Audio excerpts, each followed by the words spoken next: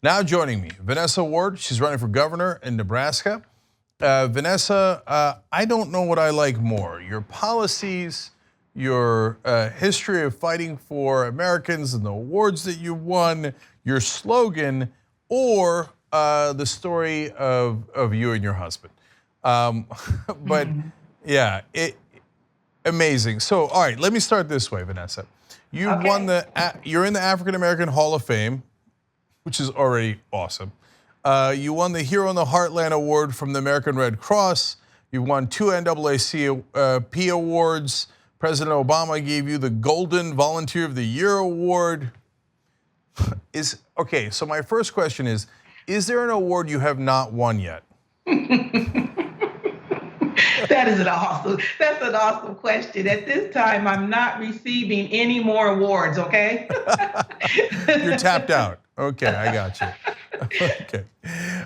No, in all seriousness, so you've done a lot for the community. So talk to us, for the people who don't know, of course, what context you grew up in and what you decided to do about it.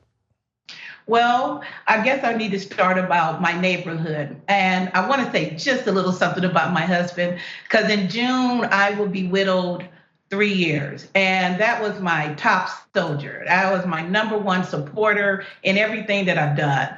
And I just feel like in his memory, I need to keep up the good work. But let's just roll it back to what you asked. I was living in a high-risk neighborhood. Gang members just had us under siege.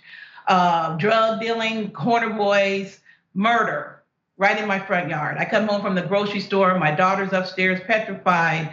Young man's blood still screaming from the street. Mom comes down the street. It's a mess. Now I'm already totally dissatisfied with living in this caliber of life, but don't know exactly what to do.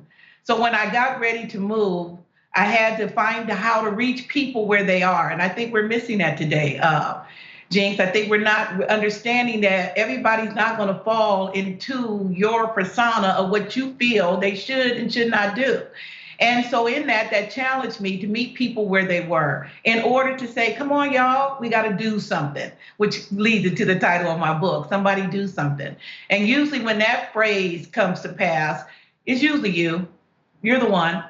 And so as I gathered my neighborhood and proposed a fun, food, family, friends, fellowship, everybody was like, yeah. But I still had to include the gang members. So that meant going over to them saying, look, I'm sorry your homeboy died, but I got an ideal that can move this cloud of gloom. I need your blessing.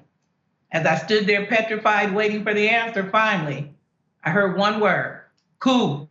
I said, hold on, I'm not done yet. 3 rules: no drugs, no alcohol, no violence. It took even longer to get the second coup. But once they brought in, we were ready to go. Okay, and so that's already an amazing story, and that's why I love real folks running for office who actually serve their community and are not backed by multinational corporations, but actually did something for their community. We'll get back to the donor class and all that in a second. We'll get back to your husband, because that's also an amazing story in a second. But what I'm curious about is, okay, so you try to organize this, and what was it, a block party? It was a block party, but when you're low on resources, Chinks, what happens is you got to turn to those who have it. And I'm seeing the same thing within our political circle too, and you need to be careful. But nonetheless, come on, everybody, I need your help. Businesses, churches, organizations, institutions, and people poured into it. And not only did they pour into it, they actively became involved by showing up and becoming part of the solution. So that's what I'm really curious about. And then what happened after that? Did the violence begin to go down a little bit because people had at least seen each other and just got a little bit of human empathy going back and forth? And I really don't know the story. So what happened? So what happened is meeting people where they are is imperative, but at the same time, creating that atmosphere where people feel safe. Because when you hit that common denominator, which I believe everybody really wants. And that's safety, and that's respect, and that's neighborly love. And I love my family, you love your family. All of that plays into creating this kind of environment. But if you're not a visionary and you don't know how to create that kind of atmosphere, people don't know what to do. So when they brought the food out, the grill out, everybody came. The city officials eventually came in 5 years later. And then the mayor asked me, how come I wasn't invited sooner? And I said, people don't trust politicians, not where I come from. You got to earn that. Yeah, I see you caught that. They don't, you got to earn that. And I said, but I had to earn their trust. So now that they trust me, I'm here officially to invite you. Right. And wouldn't it be amazing if we actually could trust our politicians, if they actually represented us? That would be amazing. Hey, that's my, hey, no, hold on, G, that's my plan. Okay. To be that one. That's right. Which leads me to your campaign slogan. Now, remember, everybody, her name is Vanessa Ward. So what's the slogan? I am you. Okay. And that's wonderful too. Which one do you? I like. Okay, which other one are you got? The moving forward. Oh, moving forward. Okay. But that's a pun after my own heart. If they first don't, but Jinx, they gotta understand that you represent them before you can lead them anywhere. Okay, all right, but everybody keep hashtag moving forward in mind. By the way, the real thing is, of course, as always, we got the links down below to help Vanessa Ward win this race, and it would make a giant difference, especially because the redistricting that's coming up in 2020 in all the states, but including in Nebraska. So I'm gonna save the best for last, which is your husband's story. I've overhyped it here, but still, Vanessa, talk to me about how you plan to win. Nebraska is still pretty Republican. One of the things I know it's going to take is I cannot compete with Governor Ricketts or the two gentlemen that are running on the Democratic ticket as a politician, because I'm not a politician, I'm a leader of leaders. As a result of that, I know how to connect with people. Whether you're the most liberal-minded or the most stubborn and unwilling to yield, you need leadership that knows how to bring people together where they want to collaboratively work together.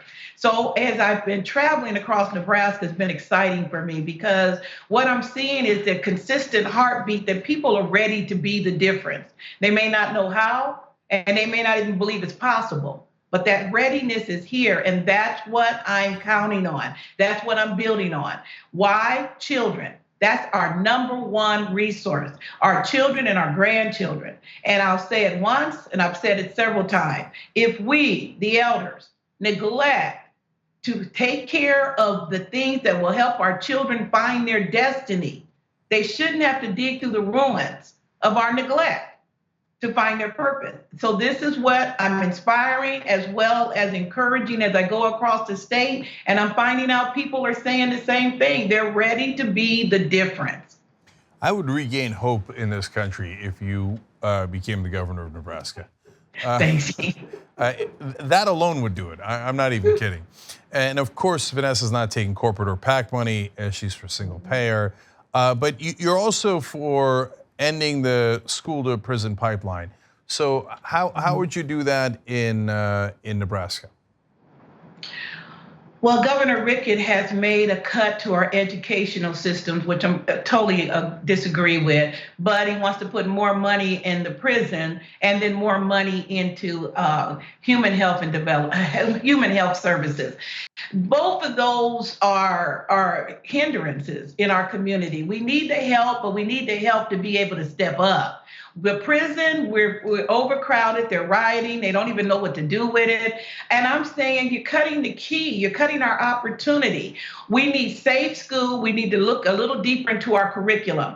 You know, I'm a greeter at one of the elementary schools here, and when I'm out there with the young people, I say, hey, how would you feel about having agricultural classes where you can learn to be a farmer? Every hand, there's 50 children out there, every hand goes up. How can we not be thinking in terms of how to be more applicable to what the young people would need or even desire to even stay home in Nebraska? Safety, you know, that's a big one. We need to be looking at what it's going to take to make sure our young people feel safe at school. But at the same time, I want to make sure on a higher level, affordable. We need to keep it affordable for people to go to college, vocational training. I'm looking at all of those things. Okay, so finally we get to Keith Ward, your husband who passed away a couple of years ago. Now I read that you guys were married 3 times, and I went, "Whoa, okay, what's that about?" Man, you guys could not make up your mind, right? Stop it! No, stop it. But it turns out that's not what happened. So how did you No. guys get married 3 times? Well, it would have been 4 had he had his way because he was trying to marry me when I was 13. But I had to fight him off until I was 19. He said, no, no. So really, he just kept asking me. And isn't that awesome? So the first time we got married with the Justice of the Peace, the next time we got married in a church, and the third time we got married in the community Hope Garden so all the community can come and share in our sharing of love and stick it out. Try that. It gets rough, but you got to believe in what you're stepping out for and what you're doing. How long were you guys married? 47 years, 50 had he been alive. Wow. All right. Yeah, isn't that awesome? Yeah, it is. It's wonderful. Vanessa Ward has been fighting for the community in Nebraska for all this time. And yes, she's gotten the awards and the accolades, but the most important thing would be if she could represent you guys. So make sure you go to those links down below, donate, volunteer, get in the fight. And as she wrote in her book, somebody do something. Okay. Do something. Right. So Vanessa, Godspeed. Thank you for joining us on Rebel Headquarters. And I want to say thank you for all you do. Keep up the good work, Cenk. You hear me? Thank you.